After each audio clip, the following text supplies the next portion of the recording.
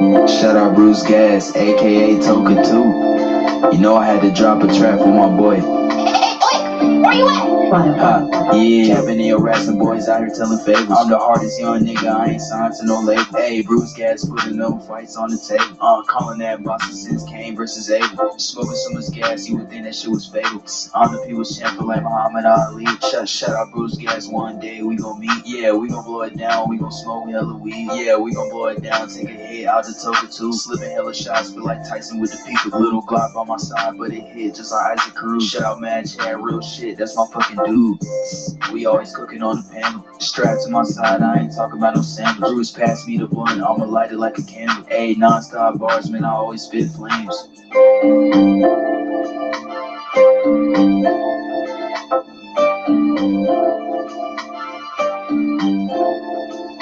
Feel like BruceGas always got a different strain. Bitch, you ain't like me, you can never feel my pain. You win and you lose, well, this the fight game. Don't beef on the net and the shit won't change. Said that on the stream, gotta do it for the game. Said that on the stream, gotta do it for the chat. I ain't undisputed, yeah, hold on, I ain't undisputed, but I want all the straps.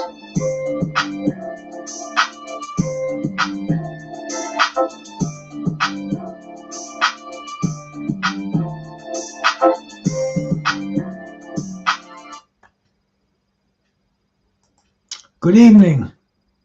Good evening. This is BruceGas, Boxing, Jazz, and More. I'm joined by my brother Eddie from Coastal Boxing, man. We're up here tonight. We're going to do an interview with a prospect, a light heavyweight prospect. His name is Darius Fulghum, and he's signed with Golden Boy Promotions. We're waiting for him to come in. He's got a very interesting story. And anyway, Eddie, how are you doing, brother? Not bad, man. Not bad, Bruce. How's everything going this evening, man? Hey, Friday night seemed like a short week. We had the holiday on Monday, blew right through. We had boxing last night on a Thursday night. First time I've seen world championship fights on a Thursday night in years, bro, in years. I mean, it's just things. That one. Definitely. Eddie, why don't you tell the guys that come in here? I got people in my room. Tell them a little bit about yourself, bro. Tell them who you are. There's Skywalker out there, man, and Daniel Berry Sports is in here. Skywalker, salute Skywalker. What's going on, man? Yeah,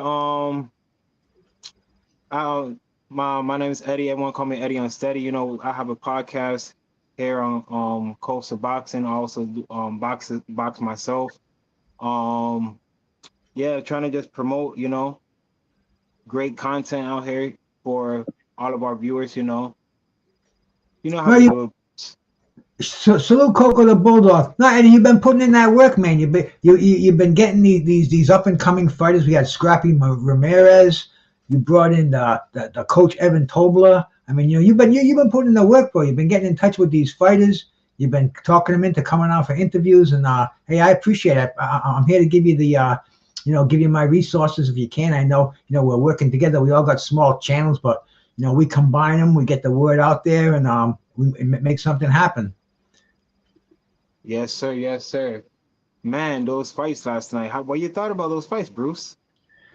They put me to sleep, to be honest with you. Well, actually, the card itself was real interesting, especially the Navarrete and Consencio. I can never get his name right, but I mean he rose to the occasion.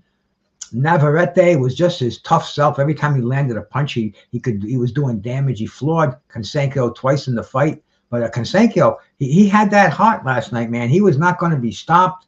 His determination. He got a majority draw out of the fight. Impala, salute my brother. So that was getting me salivating to see Shakur come out there, because Shakur, regardless of what you can say about him, he's an extremely talented fighter. He is just had a bad night. I guess he had a bad night. Well, it seems like he's having a kind of a bad career, bro. He what he has to do is he's got to get more offensively minded up here. Hey, G Funky, my brother, salute, bro. Thank you for coming by, man. We're waiting for Darius Fulghum. He's going to stop in here. I think he is. I never met the man. This will be my first time meeting him. Eddie got in touch with him. Like, Eddie, how do you meet these guys, man? I connect with them on Instagram and everything like that. He say he's joining in right now. Okay, cool. Yeah. It's everything about social networking these days. We trying to get these great content out here. Non-biased. You know how we are. Looking at everything open-minded out here. Yes, sir, bro. Yes, sir. I think I see Darius just snuck in the back room here, man. This is the first time that I met the gentleman. He's a fighter. Hey, Darius, man. Salute to you. My name's BruceGas. It's a pleasure to have you in the building Hey, tonight. How's it going? nice to meet you. How you Nice doing to there? meet you, brother. So, My name is Eddie. I'm with Coastal Boxing. We're here with Bruce Gas. Um, how's everything going, man? How you been feeling? Hey, look, we've been feeling good. I'm excited. I got this fight coming up pretty soon, December 2nd, and so I'm ready to put on the show. Eddie, let's go. Let's go. I'm sorry, Darius. Let's go back to the beginning here, man. Let's For introduce sure. yourself to these people. I mean, dude, you got an amazing story, bro. You Thank really you. do. Thank you. Nobody's got a story like you, bro. Thank you. Fuck it. I mean, let's go right from the beginning. Tell these people who you are, where you came from, and you're a heavyweight in the Olympics, bro. That's just an amazing story, and a number one Olympian in the country at heavyweight. So please elaborate. Tell us where you came from. I'm sorry, I'm going Okay, on. So, I know. I try to make it as brief as possible, but I kind of started boxing a little bit late. I started my senior year of high school. Um, I was had a wrestling background at first, and I thought about going to MMA. But went to a boxing gym. I started boxing. I fell in love with it immediately.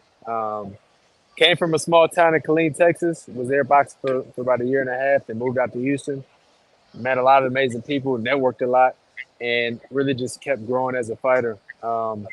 Went to college. Got my degree in nursing while I was still trying to box at the same time. Seriously, one of the hardest things I've ever had to do in my life. Trying to juggle the two, especially since boxing wasn't a school sport. So like, especially getting a degree like nursing, it was kind of hard trying to go to the big tournaments I needed to really get the exposure and experience to really help me for the pros. But I got lucky in some cases where my schedule freed up and I was able to go win the National Golden Gloves 2018, and then I graduated May 2019, and the Olympic trials was December of 2019. So everything kind of worked out in my favor where I was able to do what I needed to do to go qualify to be on Team USA. No, And people don't realize how important that National Golden Gloves title is. I mean, that's like Sugar Ray Robinson, Joe Louis. I mean, bro, that's the elite. That's the elite of the amateur, the pinnacle of the United States amateur the competition. And why didn't you stick around? Because I was during COVID too. Is that one of the reasons you didn't stick around for the Olympics?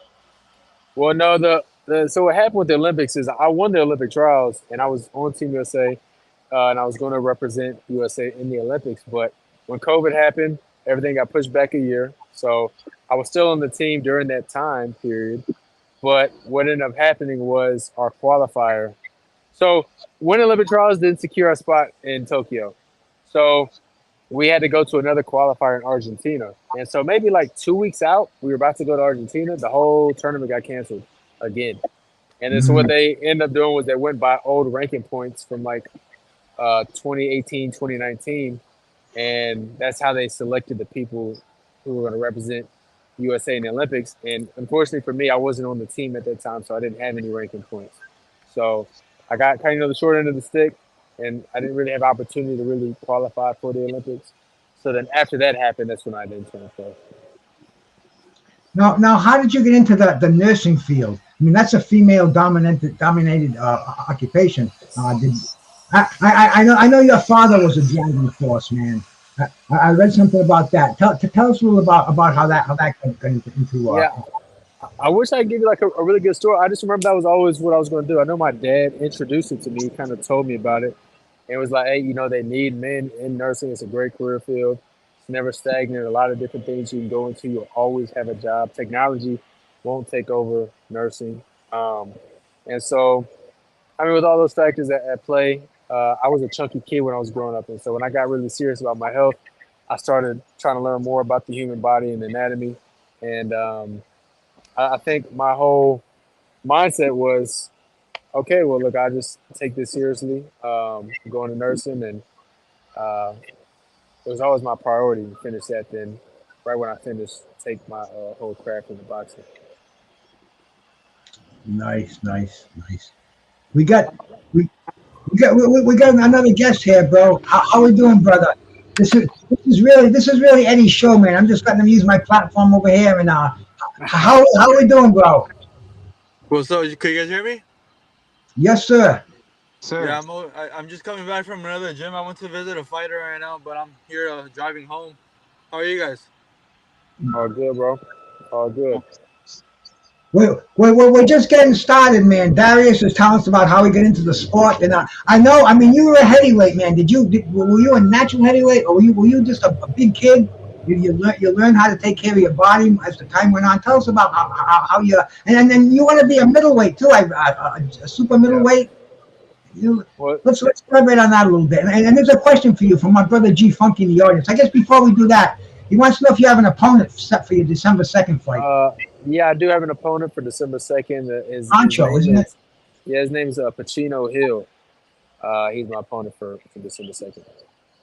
Okay. Let's get back to the amateur career. Yeah. You're a boy stepping into boxing now. How did you lean down so rapidly and so tightly? Well, actually, when in the amateurs, I was originally fighting at light heavyweight, and was 178 at the time. And because of how my schedule worked out, uh, I wasn't able to go compete at certain tournaments. I wouldn't have the luxury to leave for a whole week. And so at the time, when I was doing Golden Gloves, the best competition in Houston at the time was at 201. And so I was like, well, I'd rather just fight, the better competition here. And so I did 201, and I won. And then, so when you win Houston Golden Gloves, then you go to Texas Golden Gloves. And then when you win that, you go to National Golden Gloves. So I didn't think I was going to be able to go to Texas Golden Gloves because of my schedule, but everything worked out. It freed up. And so at that point, I was now stuck at 201. And I was always a smaller guy. Like I was weighing 184, fighting at 201, walking around. And so, but then I won Texas Golden Gloves, and I went to Nationals, won National Golden Gloves. And that was just a better weight class for me at the time. But I was always a smaller guy. Like I was never really that big, even when I was fighting at 201. The Now, most I got up to was like 190. being in the medical field, did you learn how to properly take that weight off, keeping your muscle, burning your fat, like increasing your metabolism? I mean, it isn't just quit eating. Yeah. There's a big process into slimming down to another weight class. No, absolutely. And I mean, the one thing that I learned from the amateurs is because there was a point in time I cut down like extremely low. I did it terribly, and I felt miserable. So I'm never a big fan of cutting weight. Like the fight is stressful in and of itself, and you know, cutting weight on top of that is just extra stress added on that I don't like to take on. So I always get down on my weight way ahead of time, um, because that way I'm performing to the best of my ability. Like you hear people all the time once they step on the scale and weigh in, they're like, okay, the hard part's over. Like, no, that shouldn't really be the hard part. If you take care of that stuff beforehand, you know, be a professional, then it'd be all good. And then that way you can focus a lot more on the fight rather than worrying about your weight.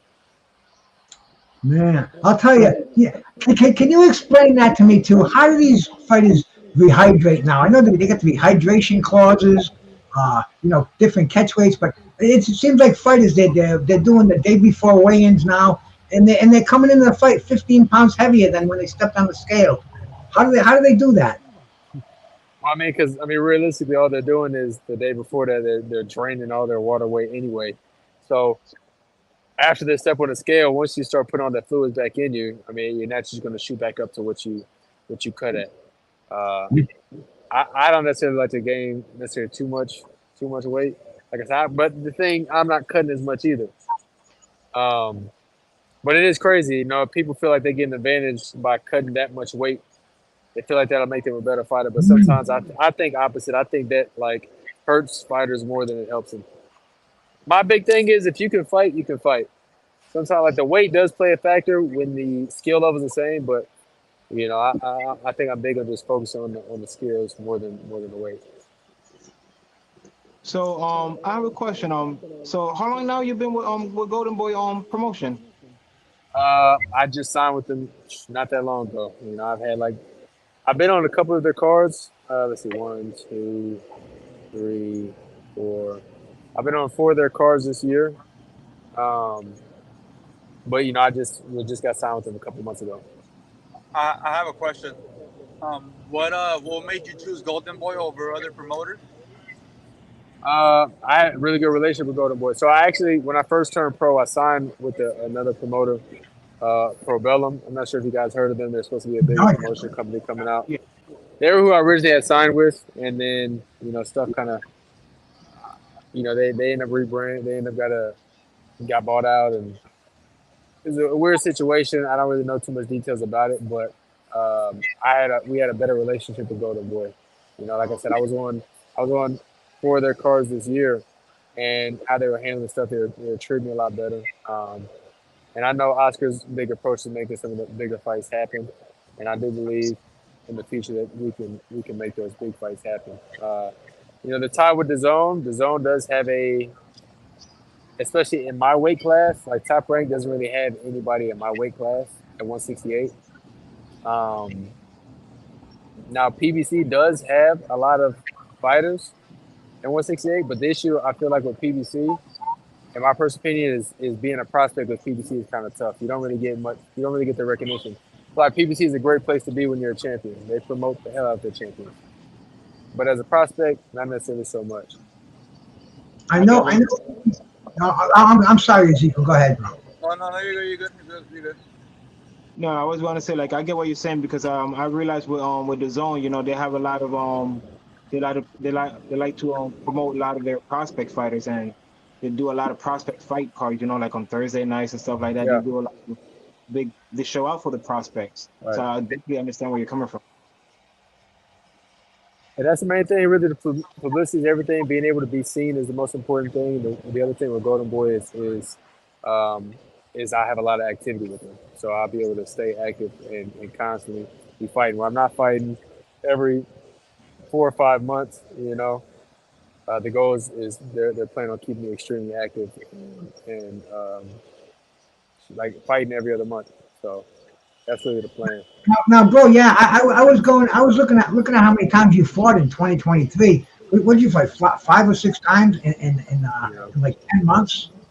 Yeah, this is gonna be fight number 6 this year, and realistically, it's a impressive feat for a reason, because my first fight this year was April 29th. It was almost like five months into the year, and I was able to rack out 6 fights. So I mean, that's great. I mean, look, fighters aren't doing that today. Do you think inactivity is killing a lot of these boxers' careers? Because you see in PBC fighters once every 15 months, and I mean, it's kind of ridiculous how the inactivity that's going on today. yeah, I feel like that part is hurting the sport. The main thing really with building big name superstars is to constantly be in people's face. Once you're not, you kind of get forgotten about. For sure, man. For sure. Hey, how was it at AT&T Stadium? I know you were on Errol Spence undercard, a packed stadium. How was it fighting under the big lights up there, bro? I'm not gonna lie, it was amazing because I grew up not too far from there, maybe like 2.5 hours from there. It's one of the biggest stadiums in the country. And the one thing I wish, I was the very first fight on that card, mind you. So I fought at like 4:00, and I was there all day, watching all the fights. But I remember walking out into the stadium, and I was looking around like, yo, I can just imagine what it's like fighting in there when it's packed. Obviously when I fought, it wasn't as packed, But Errol Spence sold that show out, and it was an amazing experience, just an amazing atmosphere to be around. What's going on with Errol Spence, man? Do you think that fight the rematch coming up is necessary? I don't know. A lot of people I talk to, they don't want to see it anymore. I don't want to see it. I think Errol Spence is. I think he needs to reevaluate his career, get a couple of fights under his belt. He's stepping right in back there with Bud Crawford in a rematch.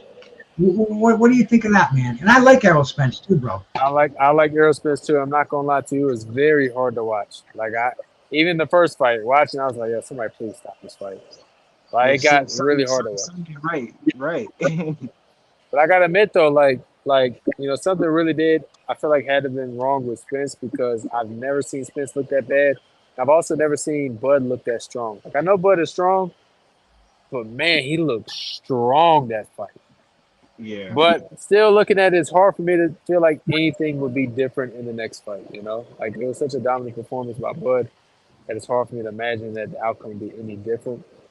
Obviously there's a big incentive for Spence. It was a big money fight. Spence could be, he had those accidents, car accident, the injury with his eye. He could just be like, man, I'm just get this last big check and be out. But as far as fans go, if he's not gonna really give it 100% and give everything, then it's like, do we really want to see it? If the fight happens, I'm gonna watch it because I'm a boxing fan. But right. it's gonna be hard. I feel like it's gonna be hard to watch if it is the same outcome. I I got a question for you, Darius. What's up, bro? How old do you think the fight will look at 154? How do I think the fight we look at 154? Yeah. See, it's hard to say because I don't know what the problem with Spence was. If it was him cutting weight like that, and that goes to my point, what I was talking about earlier, weight cut. If Spence looked like that because of the weight cut, then that just then validates the reason why I said cutting weight is terrible for you as a fighter. Right. So if Spence does come back in and then the fight's at 54 and Spence like looked completely different, then that's everybody that needs to know why cutting weight is a terrible idea. Cutting weight wrong, So again, I'm interested to see it if that is the difference factor, but it's hard to see. I mean, you're saying Spence gonna be stronger. It seems like Bud will also be stronger as well. Right. What do you think of Saudi Arabia? What they're doing for boxing lately, man? That was one of the best events I've ever actually kind of watched. Unbelievable. Yeah, they really put on a spectacle, and then they're having another big, the big card near Oh, the Christmas. 23rd. Man, that card is stacked. Oh, well, I've been watching boxing now since the late '60s, and that's the biggest card I've ever seen in my life. Man, I mean, people say, no, Don King against those cards. No fucking way. He's got everybody on that heavyweight card, man. It's you know, all it's amazing. what's going to be hard though, which could be detrimental to the sport, is the fact that I just know the Saudis are paying extremely well for these fights. I don't know how much they're getting paid. I'm just imagining that they're getting paid extremely well. It's gonna be Oh, hard sometimes. It's gonna be hard sometimes. I feel like for like mega fights to happen, unless Saudi is involved in it to make it happen.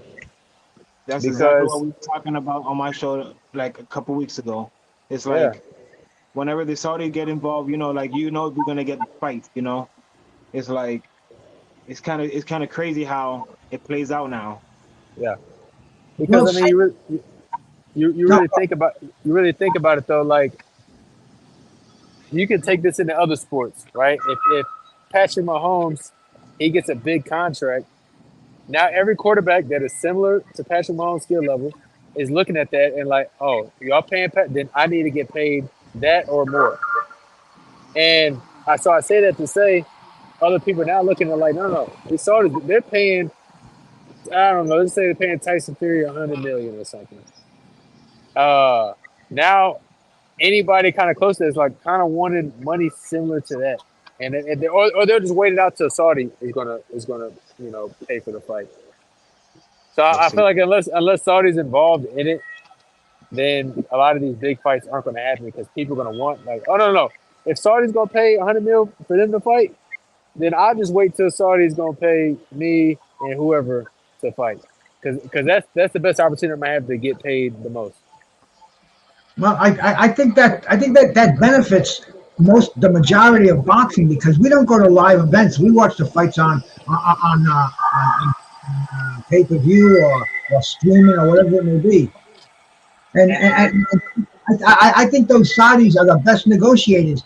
The boxers are fiddling for 100,000 here, 500,000 here. The Saudis just say, okay. Yeah. So Get into entertainment. Go ahead, man. I yeah, can go. no, you're right because I mean that is the pro and the con, right? It's just now that Saudi have shown their card and know that they're going to throw events like this and pay out like this, just say, for example, if they were just to stop doing it, then now there'd be a whole deadlock on big fights happening. I really do feel like that is the case. Unless Saudi's involved, which just leaves, it's a good thing because Well, If Saudi stays involved, we're going to keep getting huge mega fights that's going to happen. Because I'm pretty sure they're paying career-ending money. Where people are like, oh yeah, I would be dumb not to take this offer, you know? And so it is good as long as Saudi stays involved. well, I think the other countries are going to be working almost like a farm system, and you work your way up to going to the palace and dealing with His Royal Highness, because that is the pinnacle. That's 100 million. Eventually, you're going to see $100 million paydays. Right. And plus they signed for the ultimate fight, the fight we've been waiting for years, and that's Usyk and Tyson Fury, and that's a done deal for February 17th now. Yeah. And that is it's really blowing my mind. This week we had that fight last night, the first two title fights on a weeknight in years. We had the huge event with Fury and Nagano. I mean, every boxer and their brother was there, and the Saudis paid those guys good money. I know a couple of the legends that were there. They were like $20,000, all expenses paid, and another bonus when you got there. These guys are passing out money like it was Halloween, and they're giving candy bars to kids. And hey, man, if that's the way the world is run now, I think boxers should benefit off that, man. Really, and they're going to make our sport popular again. I see good things coming out of this. Showtime said fuck boxing. They're going to show boxing. Years ago, HBO did that, and now the Saudis picked up the ball, and let them run with it, man. Let's see what they can do. It's a global market out there. Yeah. I'm excited about it. I think they're gonna make some really big things happen. Like I said, they already started, right? I can imagine also what the Tyson Fury Usyk card is gonna look like. And it's crazy though, because they're really just heavyweights. They're doing like all stacked heavyweight cards. Mm-hmm. Yeah, and that's the glamour division, man. That's what I think they're doing it for their own entertainment as much as ours. That's exactly what it is. They don't care about what the price tag is. They want it to see for the entertainment. Yeah. No, because even the event itself was entertainment. I mean, they had a whole concerts in between fights. Like They had like a whole Super Bowl concert. yeah, Literally. they made it into a huge event that people want to attend. It's like I'm watching. I'm like, man, I'm gonna go to the next one, right? I have a question for all you guys, especially for Darius. You guys think Andy Ruiz should have been on this card? Oh man, that's a tough one. I mean, Isn't he injured right now? I'm sorry, you said what? Isn't he injured? Isn't he coming off a shoulder surgery or something like that? No, I believe he said on an interview. I seen him personally. I think he was back to work as the other media reporters were interviewing him. He said he was back to work and he was talking about the Wilder and that Wilder was just lying that he wasn't asking for all that money, and Darius just wants to fight. He just wants to make the fight happen. I don't know. It's tough. It's tough because I've heard different things with Andrew Ruiz, and like I said, it seemed like he was being hard to do business with. Yeah. I don't know if that is the case. Again, sometimes it's hard to really have an opinion on things like this because I don't really know. Like I'm not at the table negotiating. You just hear hearsay this, hearsay that. A lot of times we don't really know what the truth is. Right. I think an important question. I feel like I'm going to change the subject. One something I want to ask about recent news that happened was the about Crawford getting stripped of the IVF and it being given to Boots. What are your thoughts on that? Hey, you can look at somebody like Jamal Charlo, even his brother Jamel Charlo. They've gone a year. I think More than a year. 300 days, 300 weeks. It's ridiculous. But as far as that goes, Errol Crawford only had that title for 2 months, and they stripped him of it, and they know he has a rematch clause with Spence. It's politics. It's crazy. I mean, Boots Ennis is a great fighter, but he's got to prove it. You know, he's an email champion. There's been many of them throughout history. This is an unprecedented. Those federations, the IBF, the WBC, the WB, they run boxing, and they're all run on nepotism themselves. Mauricio Suleiman's father was Jose Suleiman, the former president. That's WBC, WBA, Gilberto Mendoza, Carlos Mendoza. I mean, we're the idiots to follow these organizations. We know the best welterweight out there is Bud Crawford right now. Until he gets beat by Boots Ennis, then Boots Ennis doesn't belong. He shouldn't have a belt, as far as I'm concerned. Yeah, my main thing is I don't think really Bud cares to be sure. Everybody knows he's still undisputed. You know, until he gets beat, he's going to remain undisputed in the eyes of the public. I do wish they would have had Boots actually fight. If they would have stripped Bud and made it vacant and had Boots fight somebody for that vacant title just to make a fight happen for the title. I'd have been cool with that rather than just giving it to him, which is kind of weird. But I don't think Bud really cares about if he got stripped or not. Everybody knows he's still undisputed. You know, I feel like if they were to do that, I wish they would have done that and then to make a big fight happen for them to fight for the belt rather than just giving it to Boots. So at least that way he earned it, you know. And not say he's not worthy of it. I'm a big fan of Boots. I think Boots is extremely talented. You know, if I had to think anybody that could beat Bud, it would be him. Because he does have skills like that. But like I said, I wish he would have fought for it rather than it just being given. All right, shout out to Peter Von Ox and John McSmith. Hey, you got a nickname of DFG. How did that come about? Because I know a lot of people would say, the F in the middle stands out there. I know what it stands for. Why don't you tell the people out here how you got that DFG tag? What DFG stands for Destined for Greatness. And kind of how it came about really was, it's kind of a mindset that I had. But when I was thinking the nicknames, I didn't want to have anything corny, There's the Destroyer, there's the Punisher, or whatever, like I feel like that can be kind of cheesy. But I'm a big fan of Andre Ward, and Andre Ward's is SOG. And it kind of resonated with me in that same kind of sense. When I was coming up with DFG, I wanted something more inspirational and something that fit me. Because Destined for Greatness does fit me. It's something that I've always thought about when I was a child, that I was going to be great at something. I just didn't know what it was. And I finally found my passion, my gift, and like the whole thing of being destined for great isn't just like, I'm just going to go to the fight, and no, like there's a lot of work that gets put behind this, because this whole journey doesn't happen with all the work and sacrifice I put in. So, but what's your timetable, Darius? And who do you see as who are you shooting for? At what division? I don't know if it's light heavyweight or middleweight. I'd be super middleweight, and obviously there's a lot of stacked names in the division. Originally I was going to start at light heavyweight, but super middleweight is the more popular division, I feel like. And then you got a lot of big names: the Canelo, the Benavidez. You got Charlo goes up there, the Caleb Plant, David Morrell is coming up. You got Andrade, Erlanger. There's a lot of big names to fight.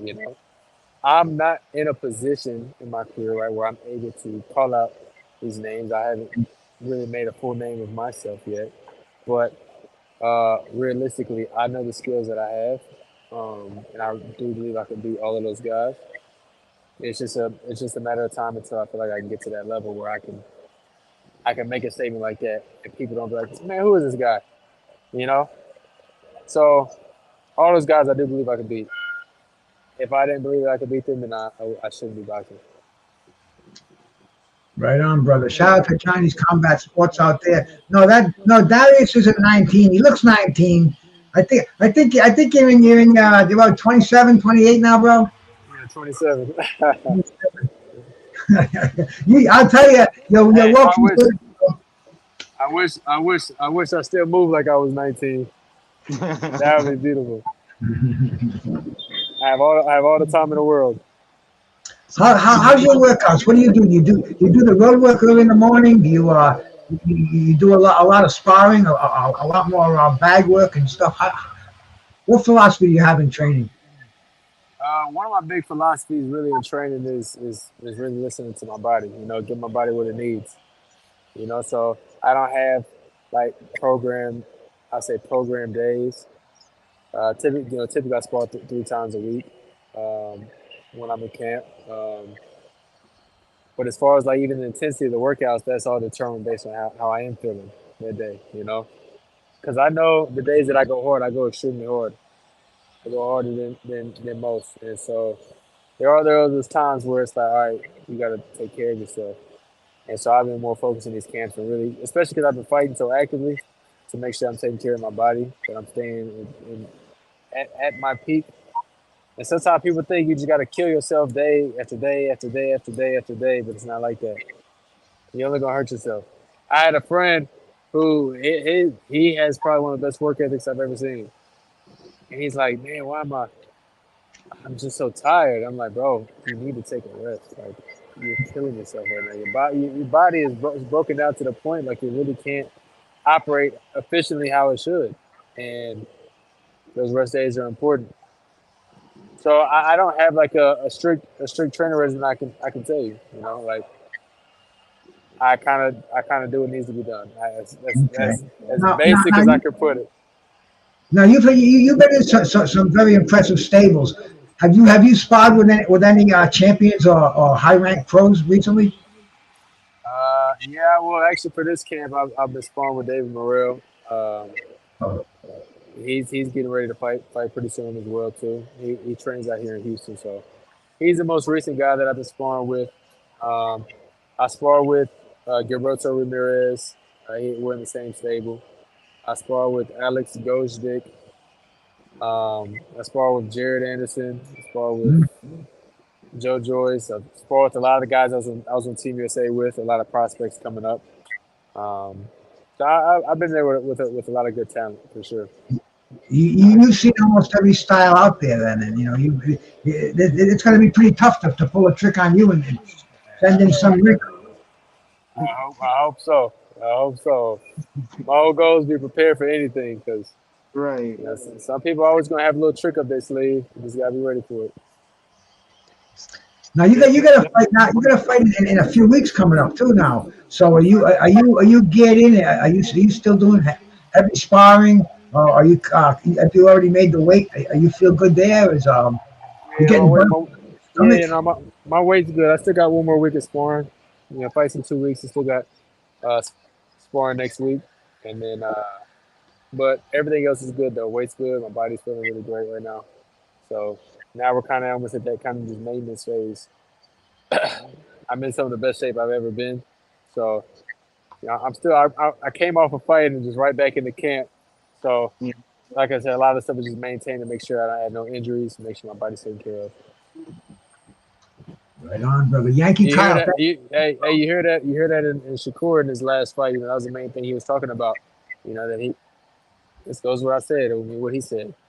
Sometimes you treat the train way too much, and sometimes you gotta take a little break. A lot of people on the outside they be like, "Man, you're not working hard enough, or you what the like." Ah, but it's different. Boxing is a very grueling, brutal sport that puts a lot of wear and tear on your body, and so it's very important that we take care of it because our body is what we use to work, right? Like Exactly. Your body's sacred, man. it is, and so we always got to make sure we take care of it mentally and physically. Absolutely. Definitely. Have you been in 8 rounders yet, or 10 rounders? Are you working your way up to 10 rounders? Yeah, this is my last two fights were 8 round were scheduled 8 rounders. This one is an 8 rounder, and I think after this one, it'll be 10. I'm going to 10 rounds. So this is my third scheduled 8 rounder. It's a little tough. A little tough though, because they haven't. Well, my first 8 rounder, I got a stoppage in the second round, and my Yeah, my first 8 round I got a stoppage in the second round. Then my second 8 round I got a stoppage in the first round. Hmm. So and I think this opponent would be a really good opponent. Very durable, very tough. So I should be able to get some really good quality rounds in this fight. Yeah, and that's another thing I wanted to bring up. Like a lot of these fighters nowadays, I feel like, especially like Wilder and stuff like that. It's like coming off a long stretch and everything. He hasn't been able to get those quality rounds in. You know, I get your point. Like, you know, trying to get some quality rounds in. To get more experience and stuff like that. I mean, yeah, look, I mean, look at Berlanga's career and stuff, and he was getting a 16 first round knockouts, impressive, very, very impressive feat. Nonetheless, very impressive. Um, but, at the end of the day, that can hurt you as a developing fighter. When you get to that level and you've been relying on your power and then your power's not working no more, then you're kind of like, oh, damn, I ain't never been here before, Hmm. so getting those rounds in is important. Because it's only going to help further development of your career. Nice, nice. Man, I'll tell you, you definitely for a guy who's been in the sport such a short amount of time, you have a lot of wisdom, and you an amazing background, bro, an amazing background. Starting as a heavyweight and coming down to super middleweight. I mean, that's a very admirable trait, man. It shows a lot of discipline, and that's something you need in this game is discipline, man. The nightlife in Houston is pretty wild. You find that tempting to stay on the straight and narrow, keep yourself on track. No, I don't have any temptations like that. I'm really a homebody. I don't really like being out like that. And it's funny that you say that as I'm out, and it looks like I'm out. But surprisingly, if I showed you where I was at, I'm actually at a boxing event right now. There's actual, amateur fights going on right now inside. Nice. So I know it looks like I'm out in the city of Houston, which I am. But yeah, inside those doors over there, they got some boxing fights going on right now. So Nice. I'm out here just supporting some of these local guys. We do appreciate your time too, man. And Yeah, no, yeah, no, can't wait for your fight coming up December 2nd, man. I yeah. seen a couple of your last fights, man, and you're definitely a very interesting fighter to watch, man. Thanks, bro. Thanks. Yeah, like I said, I'm trying to keep making my way up, man. Get more experience. I'm glad to finally get a little bit of exposure where I can be seen for other people to watch. First, like, shoot, 6 fights in my career, it's kind of done in the dark. So I'm glad at least in my performance to finally be able to be shed a little light and be able to be seen. Nice. Now you're a knockout fighter too. All your victories have come by knockout. What do you rely on? Is it the right hand, the left hook, the body shots? What's your most effective punch in the ring, Darius? I mean, this is very cliche. I'm not gonna lie, but I don't. I was saying this on the last broadcast. My last fight is like realistically, I don't see myself as being like a devastating puncher like that, and I think that is true.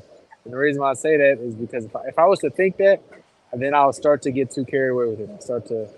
I start to depend on it. But the thing that I depend on the most really is my brain, is my IQ in the sport. Um, when you when you really attach something like your best trait to being something so physical, like, oh, I got one of the best right hands, I got one of the best jabs in the game. Sometimes you get very dependent on that one thing, and once that one thing is taken away, it's like you lose everything. And so my whole big thing is really, really relying on this, so it leaves me open to using everything else that I got. I know that's probably doesn't make the most sense. But ultimately, what I'm saying is the most thing I rely on is my IQ in the sport. It allows me Nice. to really calculate and break guys down. I think I'm more of a break them down type of fighter rather than a one punch, one hitter quitter type of guy. Are there any fighters of the past that you admire or that you style yourself after? If I had to pick anybody, I would say Andre Ward. He's my favorite fighter, without a doubt. I'm a big fan of his whole entire career. You know, Olympic gold medalist, went undefeated, retired on his own terms from super middleweight to light heavyweight. Now winning and commentating, he's extremely articulate on how he speaks. I love a lot of the stuff that he talks about. He talks about a lot of things that I resonate with. So I would say him, and I love him as a fighter too, and how he fought. I mean, he had a lot of great tricks of the trade that I admire. So I would have to say him. All right, man. Eddie dipped out. Must be that Kmart Wi-Fi that he's using. But he, he had to leave us. But anyway, bro. I mean, it's been awesome to meet you, man. You know, I know we took up a little time.